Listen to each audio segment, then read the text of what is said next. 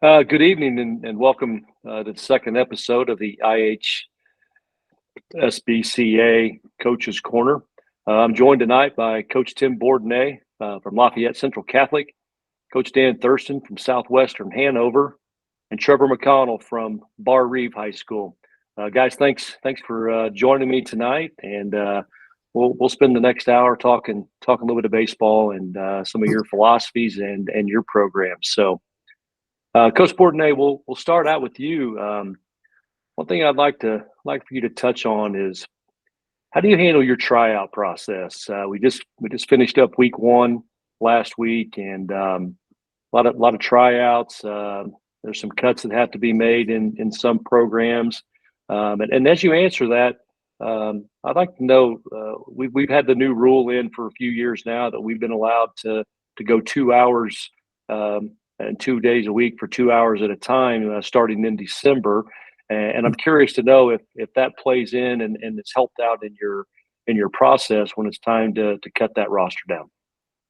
Well, to be honest, we usually don't have cuts. We don't have the numbers that would call for that. So typically, we have anywhere from we've had as few as 22 and as probably the most we've ever had is 32. So we're always somewhere in between there. This year we're at 28. So we don't have cuts. Obviously the 2 hour twice a week has been very beneficial because I think it kind of gives a head start to your roster. Even though you're not making cuts, you can kind of zero in on varsity and JV and roles a little bit earlier than we used to be able to with not having any workouts in the winter. So I really like the 2 hours twice a week. Although we have a lot of multi-sport guys, we have a lot of guys that play basketball and a couple that swim, and so we don't have them all the time with us in the winter. But we're still able to get the majority of our work done during those 2 hours twice a week. Yeah, we're in the same boat. We've been between 16 and 25 players throughout the program, so we don't have any cuts either. But I agree with Coach Bordenet that the 2 hours 2 times a week has been very beneficial, and if nothing else, in arm care and arm health and having players, especially pitchers, ready to go to start the season. That 2 hours has been very beneficial for them to be ready to hit the ground running when we can get on the field. I'm in the same boat as far as cuts. We don't have to cut anybody. When I was an assistant coach at Bloomington South under Phil Klusner, we had to deal with that. But as the head coach at Barr Reeve, our numbers usually are between 25 and 30. We're at 30 this year. We just kind of fluctuate between that number. So again, it's nice. It makes it easy on us as coaches when we don't have to do that from a number standpoint. And everybody can be at least included, not equal playing time, but included in the program. The 2 hour thing's been great as far as, I think, number one, safety. It's a lot safer than it used to be because coaches can hit fungos and throw BP and do the things that we need to do to keep everybody safe. I find that, like Coach Bordenet said, you can kind of zero in on some roles and some JV varsity, who's going to split where. I find that you can cover bunt coverages and first and thirds and some of the stuff that you just felt like you had to cram into 2 weeks in the old system. Now you can kind of cover that slow and methodically and review it. And then when you actually get into official practice, you can scrimmage more and live at bats more because you don't feel like you're starting from scratch. So. Yeah, that's a good segue into my next question, Coach McConnell, and I'll let you answer this. What are you trying to accomplish in the early season here? We're in week 2 right now. All three of you have mentioned the advantage of having the opportunity to go and get some things in those 2 days a week, 2 hours at a time. What is your focus now in those first couple weeks, maybe even leaking into that third week as game start? What was your main focus at practice, and what are you trying to accomplish? My main focus right now is as many live reps as we can get with pitchers. The pitchers that were in basketball obviously are just onboarding, and they're going to have to progress up to being ready for that. But we had 14 pitchers that were able to start in January and kind of, stair step up. So we're blessed to have enough to throw a lot of guys out there that are at a pitch count where you can get some scrimmaging in, because I just think there's no substitute for live at bats, hitters seeing pitching and pitchers pitching to live guys, not just dummies or on air, just learning who can compete a little bit, because you see things all winter that you have an idea, but we've all seen guys that maybe look great in the cage and BP that doesn't translate to competitive situations, or vice versa, guys that look unorthodox and awkward that they're just kind of gamers and they find ways to help your team. So just giving the guys as many chances to compete and see live pitching is the focus for me. Obviously, you still got to sprinkle in and be detailed that you don't miss going over the bunt coverages, first and thirds, PFPs, pickoffs, all those things that you have to have in place when you tee it up and go. But we try to allot a liberal amount of time just to letting guys go at each other in scrimmage. Yeah, I would just say we kind of use the winter workouts to kind of install all of our bunt defense, first and thirds, pickoff plays, and then once we were able to get outside last week and start practice, we then we can kind of hit the ground running outside. We don't have to teach and install. We just get more of a live situations, going over those things, and then trying to get as many live at bats as we can early on. So I guess I'm going to be the opposite side of that coin. We spend our winter doing so much individual stuff. We try to really break swings down, and from a defensive standpoint, do a lot of individual footwork and hands and fielding balls and footwork on throws. And so we spend so much time on that in the winter. So now is kind of my time. We do less individual defense and more team defense, where we're doing today was double cuts and first thirds is what we did today. But we're on spring break now, so we practiced from 11 to 1:30 today. I let them go to lunch. We came back and then had a 2.5 hour inter squad game from 4 to 6:30. So we were able to do both today. We do almost every day. We do have some live at bats, but right now we're still doing a lot of team defensive stuff because we do the individual work in the winter. How long do you guys practice typically early in the season, Coach Thurston? Early in the season, until the first game for the first 2 weeks. If we're not, like last week, we were not in spring break. We go 2.5 hours. We go from 3 to 5:30. And then once the season starts, we'll cut it down to at least 2 hours, if not an hour and a half, once we start playing. And then I always find a day in the week that I give a day off, whether it's midweek or for the first in years past, we haven't played any double headers in April. We start those in May. So I've given them Saturdays off. This year we do open with a double header at the end of the first week. So I'll find a day in there where we take a day off. And if nothing else, for the body, it's for me too, to kind of recharge mentally, let them recharge mentally, make sure we get that day off in the week. We typically go 2.5, 3 hours here first couple of weeks before we get going. And then once the season starts, we're anywhere from 2 hours to 2.5. But, we are on spring break this week as well. So we're able to go 3 hours and not have any issues with that. Yeah, pretty similar.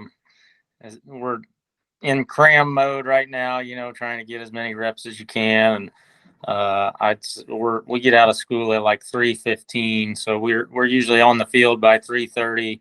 this time of year, we're typically out by 6 o'clock. That's kind of my, no matter where it's at, good, bad, ugly, like 6 o'clock, we're going to get off the field. And then once we get going, it's probably, it really depends on, if the JV's playing and you've only got 12 varsity only players there, you can be really efficient and have a good hour and a half practice and get them out. If you got your entire squad of 30 guys there, just from an efficiency standpoint, it's harder, but definitely like to scale it back once we're playing games and you're into the grind of the season. And keep it closer to 2 hours once we're into the routine of things. But the first couple of weeks, there's just no substitute. You just gotta grind and get stuff in and get ready. Coach Thurston, can you talk about how do you organize practice from a daily standpoint, or if you're looking at the entire week? If you took last week for an example, and you finally go every day. There's a lot of stuff to get in defensively. You got offensive stuff. You got bullpens and pitchers to get work in. You got base running to get in. There's a lot of things to cram in a short period of time. Can you talk and walk us through a little bit, maybe, of how you organize a practice on a daily and weekly basis? Sure, absolutely. So basically, it's the kids' responsibility when they get out of school to get dressed immediately and head out to the field and get the field ready for practice, get the mound untarped, get the bases out, everything we need, and to go ahead and do their dynamic stretching, arm circles, throw. So as coaches, as we have things organized, we're ready to hit the ground running. They've already done everything they need to do. From there, we go into individual defense for about 15 to 20 minutes. While they're doing that, I usually pull the pitchers out, even though, at a small school like all of us are at, our pitcher is also my center fielder and 3-hole hitter, but his arm and being on the mound is more important to me than him getting some fly balls in center field. But we go individual defense. Pitchers come out, do their arm care work, their band work. We use the arm care sensors that they do an arm care exam every day, and I get a report on that. And then we go from that into team defense, whatever we're going to work on that day, whether it's bunt coverages, first thirds, whatever it could be. And we go into 10 minutes of base running. We do base running every day. Usually it's a steal start, or it's scoring from second on a hit, or we've done tagging on fly balls, whatever it is, whether it's review or new we haven't covered. But we do that every day. And then we go into BP. Man, our BP is I have 5 groups, 1 group hitting on the field, 1 group running at first base, 1 group running at second base, and 2 groups in the field. And they rotate through, and everything as far as the base runners go and the fielders go, every swing is live. So because the defense is playing it live, then the base runners can play it live too. So they know whether they're getting a good read on a ground ball or a fly ball that's going to fall in. They can try and score from second. So every swing, as far as a base runner and a fielder goes, is live.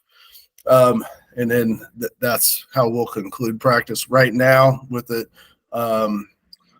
being on spring break, we will get some live ABs at the end, or like today, go home, come back, and have an inter-squad game. So that's our standard practice. We go Monday through Saturday last week, and other than we had the tornado come through our community on Thursday, kind of messed some things up, but that's all right. We got our work in elsewhere. So, but that's our typically daily practice and what we do throughout the week.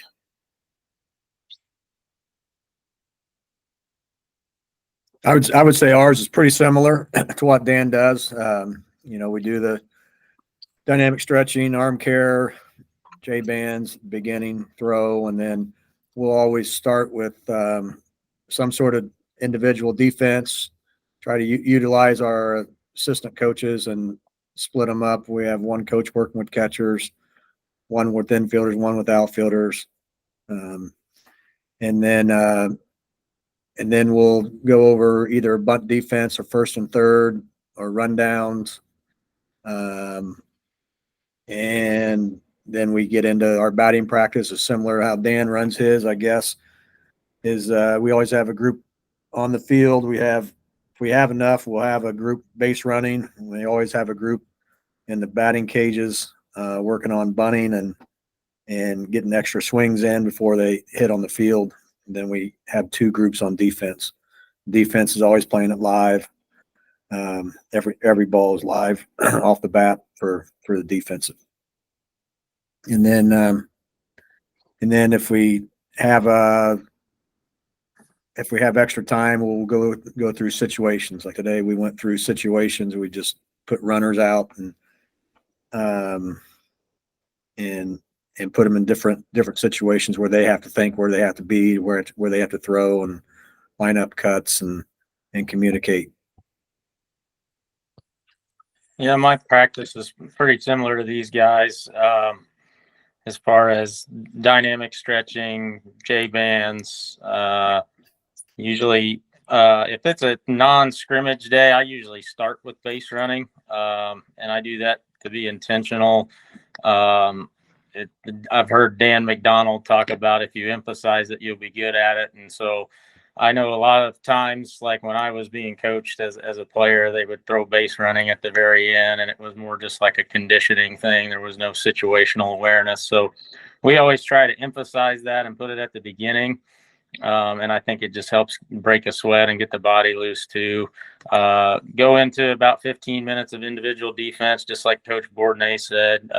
I'm blessed to have really good assistants that I can delegate to and send somebody with catchers, outfielders, infielders, and trust that they're getting good work. We'll typically come back together for like one segment of team defense. I just try to hit different things each day, and then hopefully at the end of the week, if you've done it right, you've kind of hit everything.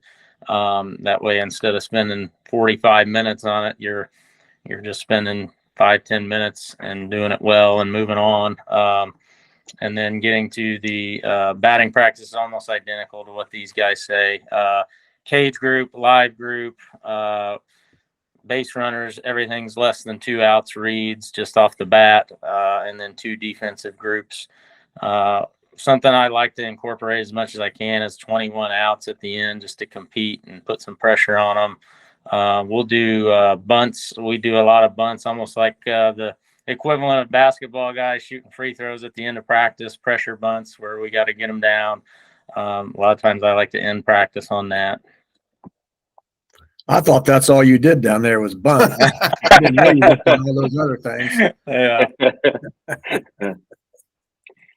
You guys mentioned assistant coaches. Trevor, how many assistant coaches do you have, and how do you utilize them in their role? Maybe you got new guys coming in and getting them acclimated to your program and what you want out of them at practice. Can you talk about that a little bit?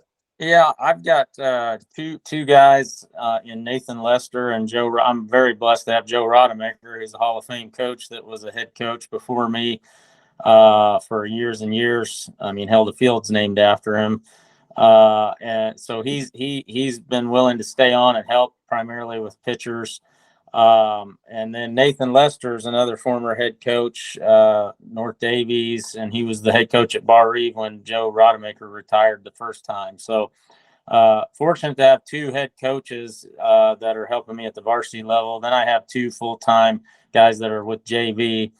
And then I've got just a slew of volunteer guys that, maybe are not there every day, but will come in, work with pitchers, throw batting practice, different roles like that. So I've had a lot of continuity since I've got to Barr Reeve in 2018, and so I've had the same staff my entire time. I haven't had a lot of turnover, and that's key, because so they know what I'm thinking, I know what they're thinking, and to me, that's the key, is trying to retain good people so that you're not trying to retrain and get guys acclimated to your system. It's just, for me, I'm very blessed that it's kind of on autopilot right now as far as those guys knowing my system and knowing what I expect out of them. And but I think that's the key, is finding guys you trust. Trust is number one. Not that they're going to have to agree with everything that you're doing as the head coach, but when they get in front of those kids, they can't be undermining you. It's got to be, this is what coach wants. This is how we're going to do it. And so that my advice to young coaches would just be surround yourself with guys ultimately that you trust, that have your back. It's hard enough to win and to weather the storms that come with high school coaching when everybody's rowing in the same direction. It's impossible if you don't have everybody on the same page. Yeah, I would agree with that. I have 4 assistant coaches, and this is my 4th year at Southwestern, and the first time I've had any turnover because of their jobs. They're not school employees. A couple guys couldn't come back, and I replaced them with some good baseball guys. I didn't mention earlier, but I think both the other coaches mentioned during practice, they have an outfield coach, infield coach, catching coach, which I do too. And one of the messages I give them from the start is I hired you to coach. I mean, you're on this staff to coach. So I'm not going to tell you what infield drills to do or what outfield drills or what catching drills. You run the individual defense for those particular positions. So, I always tell them if I'm the smartest guy in the room, then I'm in the wrong room. I need to get some better assistant coaches. So I have some really good guys, some really good assistant coaches, and they're good baseball men. And the other thing I've told them from day one is if we agree on everything, then I don't need you here. So I need you to tell me the truth. If you think we need to do something different, then tell me we need to do it different. Ultimately, it's going to be my decision. And as Trevor said, they can't be undermining you if you decide to stick with your guns and not do what they're suggesting. But at the same time, I want them to be honest with me, tell me what they feel, tell me where they think we can get better, and how, if we need to make a lineup change, if we need to make a pitching change in the middle of a game, whatever it is, just be honest with me and tell me your thoughts, and then we'll go from there. But I agree with Trevor. It's got to be people, and rather than hire the wrong coach, I'd rather work shorthanded. So that would be my advice to a young coach as well. Don't hire the wrong guy. You're better off not hiring anybody and doing it all yourself than hiring the wrong guy. So make sure it's the right guy that you want on your staff. Yeah, we have a lot of our assistant coaches have been around for quite a while with me. We have 5 assistant coaches, and they all bring a lot of experience and a lot of knowledge, and I kind of let them go do their thing, especially during practice time, instructional time. We kind of turn it over to them, and then they all have a voice on game day, and they all have their own responsibilities on game day. But feel really blessed to have the staff that we've had here, and again, the continuity is big. And I have one assistant that's been with me now for 17 years. Another's been with 11 years, and another 9 years. So feel really blessed to have the staff that we do. It's difficult to hear sometimes when somebody has a different opinion of you, but it sure can keep you in check. So we've been pretty blessed with good weather. Beginning last week, we obviously had the storms that came through. Coach Thurston, we're glad you all are safe down there. Thank you. And then today, yesterday was pretty cold, blowing snow, and so it's always a battle for us here in Indiana. And I'm curious, Coach Bordenet, how do you look at the weather? How do you plan practice? As baseball coaches, that's all we do is look at the forecast and looking downfield. But how do you prepare for that? Do you do anything differently? Do you plan differently when it comes to weather? Well, first, I enjoy having indoor practices at the start because we're able to kind of break down everything. And then because I think once you get outside, you have that urge to scrimmage or do more live situations and maybe not quite as much in the fundamentals. So I think it's important to have some of those preseason practices where you can break everything down. But, we always have a plan for inside and outside. We try to, and once we get outside, we try to stay outside as much as we can, even if we have to fight through some weather. We only have one indoor batting cage, so we try to hit outside no matter what in our outdoor batting cages. Just, even if it's 35 degrees, we'll be outside hitting in the tunnels. But obviously pay close attention to the weather and try to plan to be able to do things inside and outside, and always have a plan B and C and D, because plan A doesn't always work here in Indiana. Yeah, I'd echo those comments. I don't know that I have anything to add. We're always prepared inside and out or outside. I think the weather can change in a drop of a hat. So you could plan on being outside all day and then be out there for 30 minutes and it start raining, and now all of a sudden you're scrambling to get inside. So we always try to prepare for both. And I also agree. Coach Bordenet talked about, once we're outside, we're outside. So one of our mottos is being comfortable, being uncomfortable. Well, today I don't know how comfortable it was because it was really uncomfortable being out there twice today with the wind that was going on. But that's okay. As I told them, if we had a game today, we would have played. So we might as well practice in it. So we try to be outside as much as we can, as much as our field will allow. Yeah, I think every baseball coach is like an amateur meteorologist. We're always checking the 10-day and then rechecking it. And then you kind of build your week. Like this week, for instance, I knew we were not going to be outside yesterday. But then like these 2 days, today and Wednesday look pretty good. So we planned our scrimmages on these days, and then our fundamental work and other practice stuff around that. So I think you do, to maximize what you're going to get out of it, have to look at it and kind of plan around it. Again, not that the weather's always fail safe, but to have a general idea. I think for me, I always start with pitching, like the pitching schedule for the week and what we want to accomplish with that, and build out from there. And then, we've been really blessed at Barr Reeve. When I first got there, I can't take any credit for it. It was just a capital funds thing. But they built a really nice indoor facility for baseball and softball. It's big. We can pull out 4 tunnels. They're on sliders, so we can pull them back. And, we have tons of room in there. It's really nice. It's all turf in there and climate controlled. So we're spoiled. I think about even at Bloomington South, which was a big 4A school, just like Tim was saying, there was one cage and an auxiliary gym. And it was, you were always getting like the 8:30 to 9:30 at night slot. And now we're able to go typically right after school or at the latest at 5:30. We rotate between us and softball, who has the after school slot.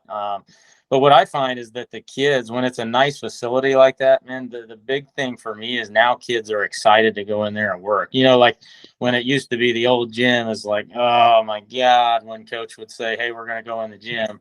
And now, we don't miss a beat. We have really spirited practices. Kids are up, kids are working hard, because it feels a little more like baseball in there, so that's by no doing of my own. That's just a testament to Barr Reeve and the school and the community for investing in it. And what's cool is all of our programs use that, all the way down to 7U. Guys are in there getting work. It's a community type thing, so it's pretty cool.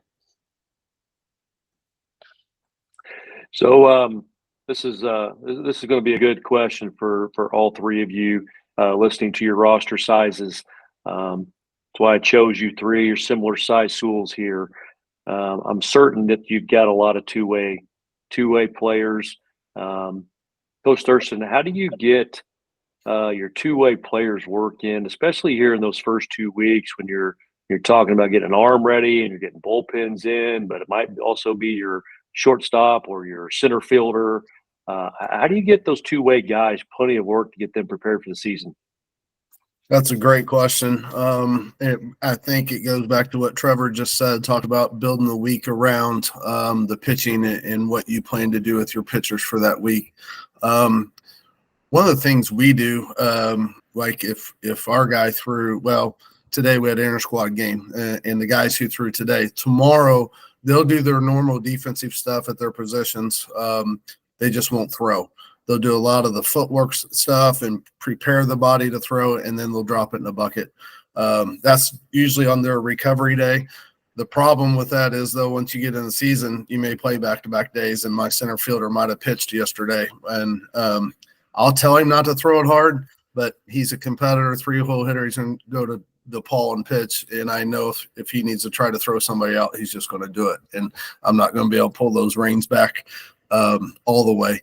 But that's probably the best answer I can give you is as we do a recovery day, I limit the throwing. We have a week schedule planned out for a pitcher. So if he throws his bullpen or he throws an inter-squad game today, he knows what his recovery day is tomorrow. He knows what his routine is the next day, all the way through the week until that day comes back around and it's his time to compete again on the mound. Yeah, ours I think is very similar to what Dan does. The day after, if somebody's thrown the night before, next day in practice, they're going to get their defensive work in, but not with throws. So I think very similar to what Dan said that he does with his. Yeah, similar here. Just, I think you can still get the fundamental work without the throw. I think during the season, I've been blessed to have some versatile guys who can play multiple positions. So, if it's parking a guy at first base the day after his start, or just having the flexibility to move maybe another position player somewhere else that's not his primary spot, but we feel like can do it at a quality level to maybe DH a guy that pitched the night before that we still want to stick in the lineup. So I've been pretty blessed to have some versatile guys that allow us some freedom in the lineup to shuffle the lineup and accommodate guys. But as far as practice, yeah, it's like, we're still going to get all the work, just not putting the stress on the arm. Trev, do you plan practice around bullpens, or do you plan bullpens around practice? How do you work that in? Well, when I was a young coach, I got my first head coaching job at 23, which is crazy, and it's crazy I didn't get fired. But I found myself at 23 when I was a young coach. It was always bullpens were the afterthought, and so. But I've really evolved on that to where now I'm trying to, like I said, I basically build my practice and build my weekly schedule from pitching and build it out from there. So. I think I've gotten a lot better in that department, where I'm a lot more efficient incorporating it into what we're already doing, where it's not just this lump sum at the end. Hey, now we got to go get our pitching work. I've been able to be more creative and use our time wisely and incorporate that into what they're doing.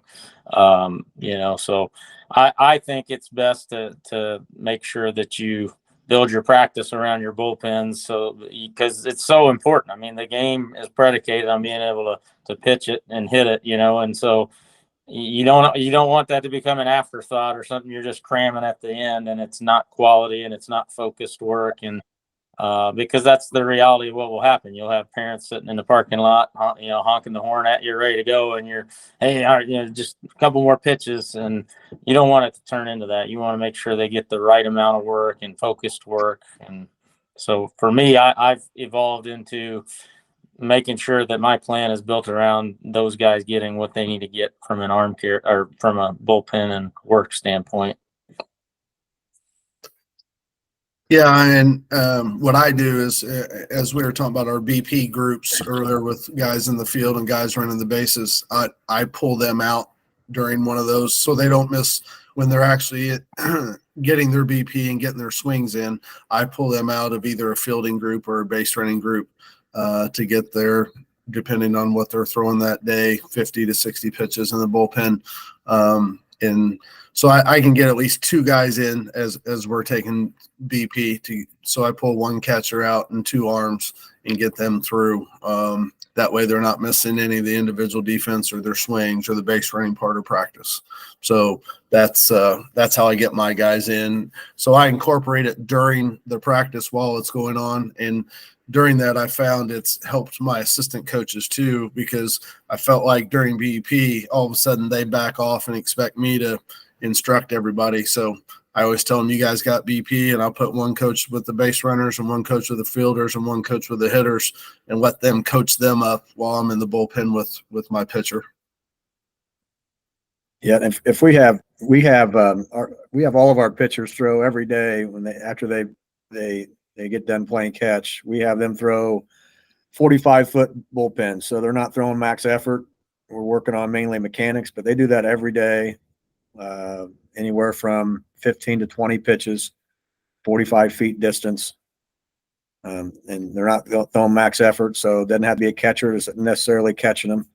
And then if we have guys that need to do their bullpen work, their regular bullpen work, then we'll try to do that, incorporate that right at the beginning of practice, and plan the rest of the other drill work around, so they're not missing something that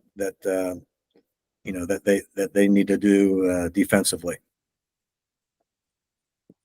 It's always a challenging thing to try to fit it all in. You feel like he's missing out on defensive stuff, but he's got to get the bullpen in. So it's a difficult ball to juggle. You guys continue to lift and condition throughout the season, and if so, how many times a week are you trying to get that lift in, Coach Thurston? In the past, we have not, and basically it's due to facilities at Southwestern. Our weight room facilities are without a better word, inadequate. So we have not. However, there's a guy in town who's opened a gym. He was the strength and conditioning coach at Hanover College. He's not affiliated with Hanover College now, but he does a lot of work with our athletes at not just Southwestern, but at Madison and in our Catholic school in town, Shaw Memorial. He does a lot of work with their athletes. So we are working with him on a program. The intent is to lift 2 days a week outside of practice once the season starts. So it's not that I don't believe in it. I do think it's necessary. I think it is very beneficial to continue to lift through the season. We just, because of facilities, have not in the past, but that's something we are incorporating this year. We've been fortunate. We have 2 weights classes during the day that most of our players are in. All of our juniors and seniors are in. So they get their work in the weight room done during the day, and they are lifting 3 days a week during that. And once we get into the season, they may back down to maybe 2 days a week. And then if it's a game day, depending on what their role is, if they're a starting pitcher that day, then they're going to do just a game day lift, which is more of a blood pumping workout rather than a lot of weights. But we try to do that during the day, and we're really blessed. Our football coach Brian Ney does a great job with all of our athletes, but like here on spring break, since we're not in school, we have lifted the last 2 days as a group, as a baseball group. But typically during the season, we don't do that. Yeah, I believe in doing it during the season. We have kind of like Tim was saying, we have an advanced PE class that a lot of our guys are in, where they lift during 3 days a week during the school day. But then, for the handful of kids that are not, for whatever schedule reasons, can't get in there, I do try to offer a couple days a week where we lift, as a baseball group. And I think I always, I know there's different schools of thought on it, and I've kind of evolved. I feel like I just relate it. And I talked to our guys yesterday about this. I said, I relate it to my personal life. When I'm lifting and I'm running, I feel energized. I feel good. I don't get as sore as easily.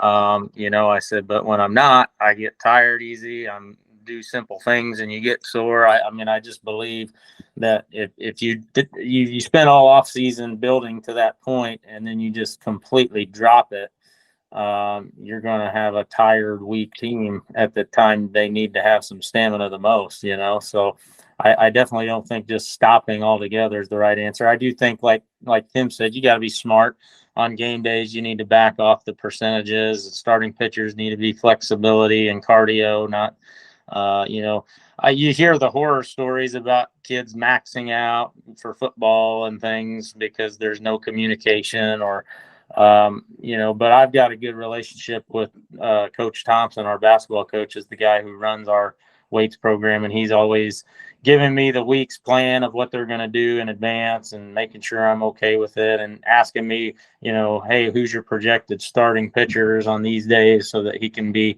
smart, because we know kids won't always advocate for themselves and they'll just do whatever the plan says, even if they're going to pitch that night. So he's really good to work with. So again, I'm blessed in that department, but definitely believe in continuing to lift and condition a little bit during the season. Coach Bordenet, I want to shift gears a little bit and talk about games here. How do you view the first couple weeks of the season when you start playing games? Do you treat it like spring training, where you're still trying to work on certain aspects of the game, or you're trying to figure out pieces of your lineup, or do you approach all your games on your schedule the same?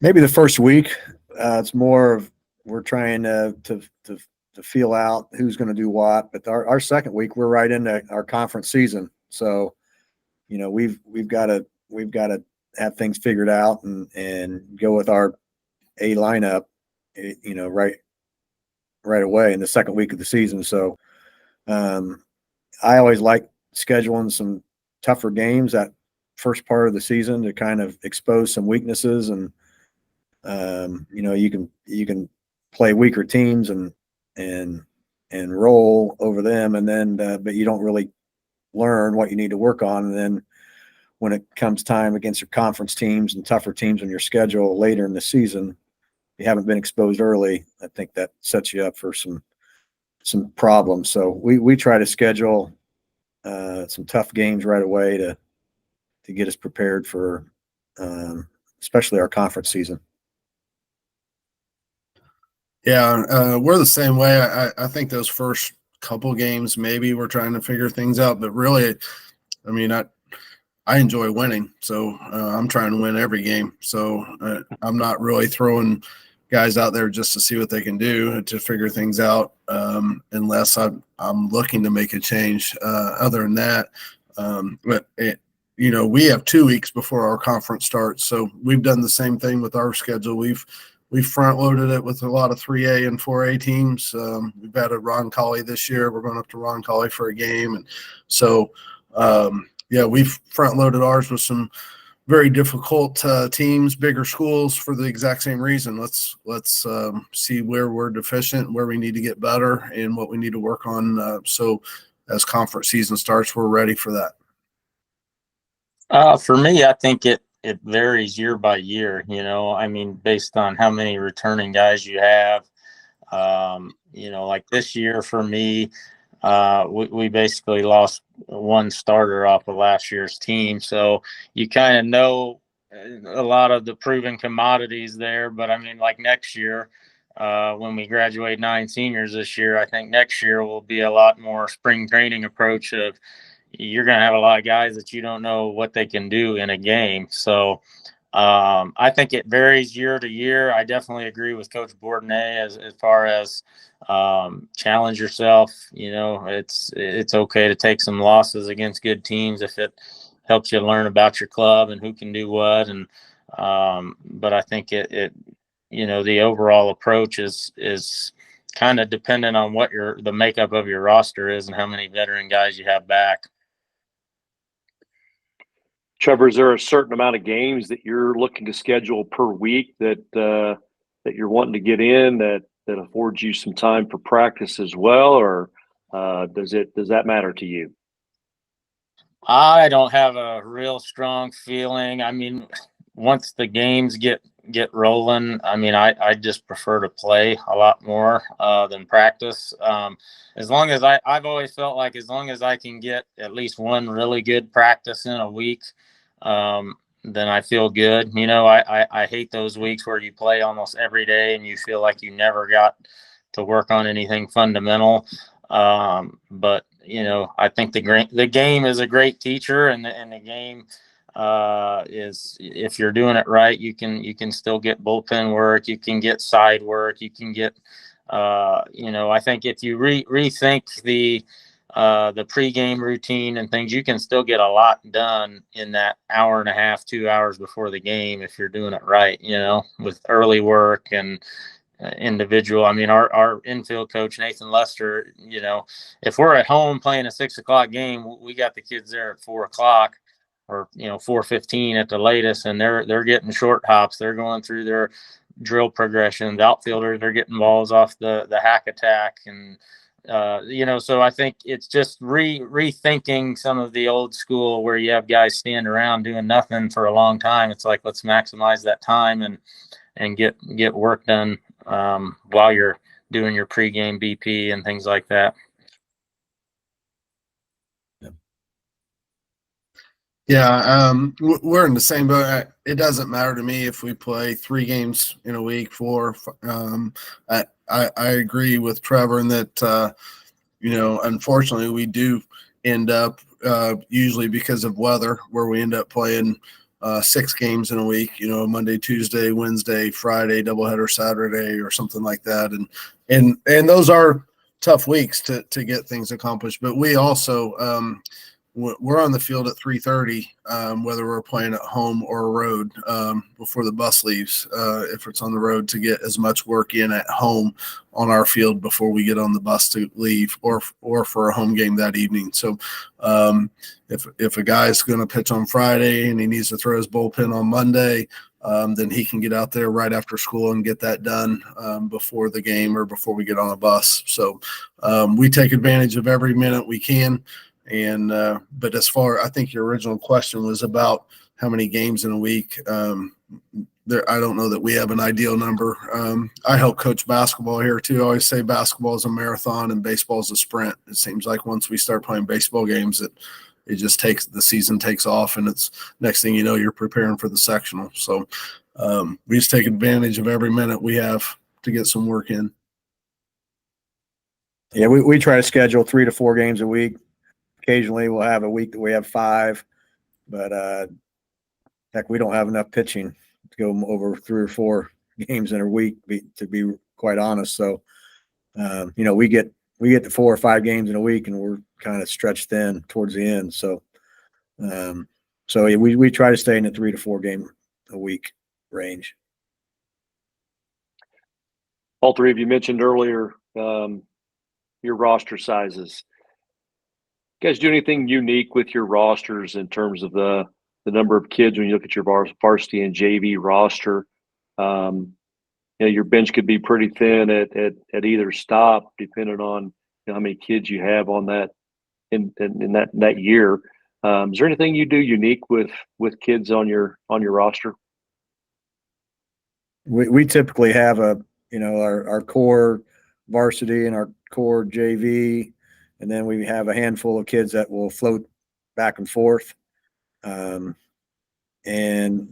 I do like to dress a couple extra kids that probably aren't going to play in the varsity game, just to younger kids, to expose them to our pregame routine and our, you know, what goes on during the game in the dugout. So when they do get their opportunity, they've been exposed to it, and it's not the game's not so fast for them.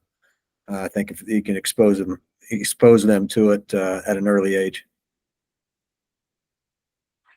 Yeah, we take all of our kids to every varsity game, just because we're in that 16 to 22 range. A lot of times, one of the unique things we do, especially within our conference, is we'll play our conference varsity game, and then we'll stay after and play just 3 or 4 innings of JV. So even the years where I've had 16, usually that's a year where I'm starting a freshman or 2 in the field anyway.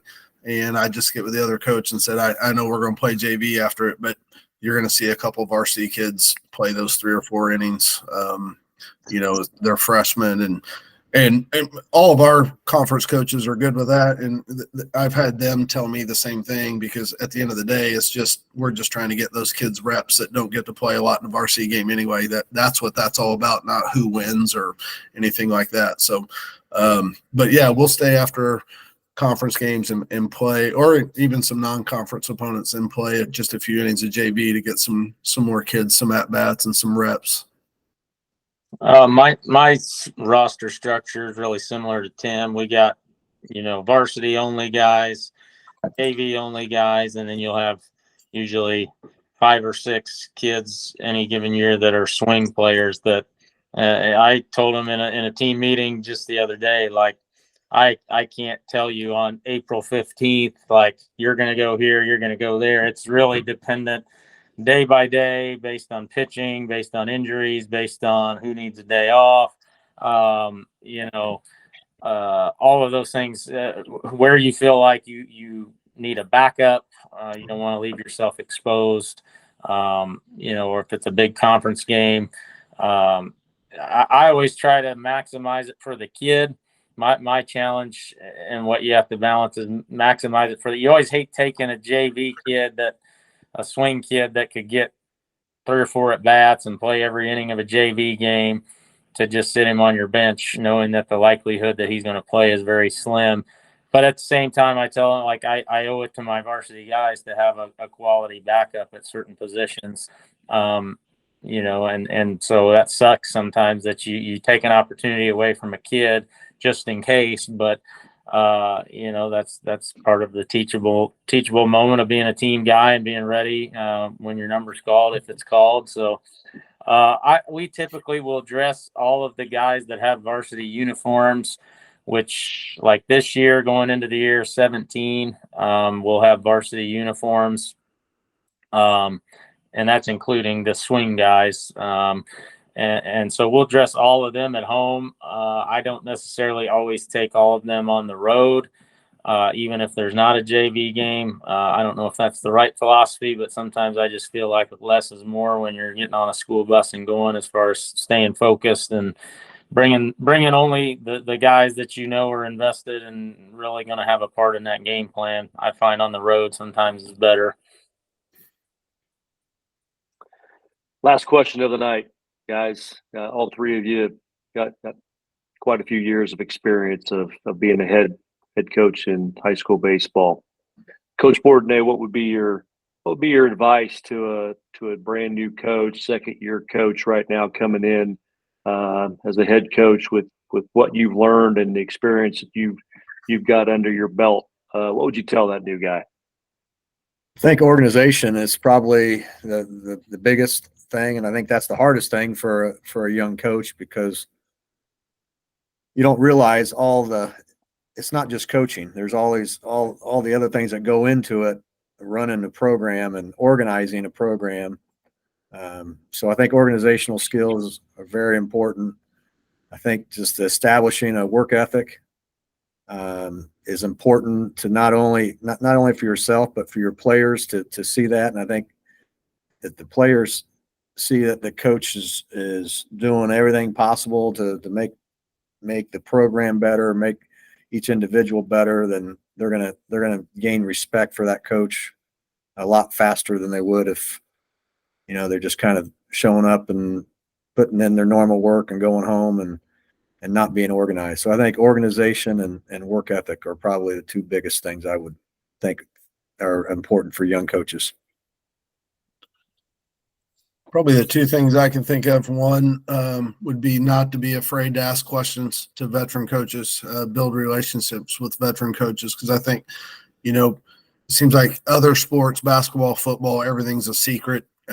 Everything, nobody shares what they do. It just seems like baseball coaches are willing to be open, willing to share, just like this whole YouTube presentation and the one from last week are all about sharing information from experienced coaches for new coaches. So just don't be afraid to ask questions. And the other, I think players really are receptive when you're humble and when you admit that you don't know everything. I think so many. I remember when I was a young coach, I felt like I had to know everything. I had to have every answer to every situation, and it's okay to look at a player and say, "I don't know, but I'm going to find out for you." So I just think when you can humble yourself and be willing to fail in front of your players, it goes a long way for that player individually or for the team in general, that you're willing to be humble and admit that you don't know, but you're willing to find out. Yeah, I would definitely agree with that. I think what Tim said is vital. I mean, I think that's an area I've gotten a lot better at as I've matured as a coach, is just organization. Because like he said, you have your baseball pedigree and knowledge, but there's so much more that goes into sustaining success and communication with parents, communication with administrators, managing your facilities, your feeder programs. There's just a lot that goes into it. So you gotta be organized and be a good communicator. And then, what Dan was saying, I think is the big thing too, is just be authentic with your players, be humble, be willing to admit when you were wrong. I think that goes a long way.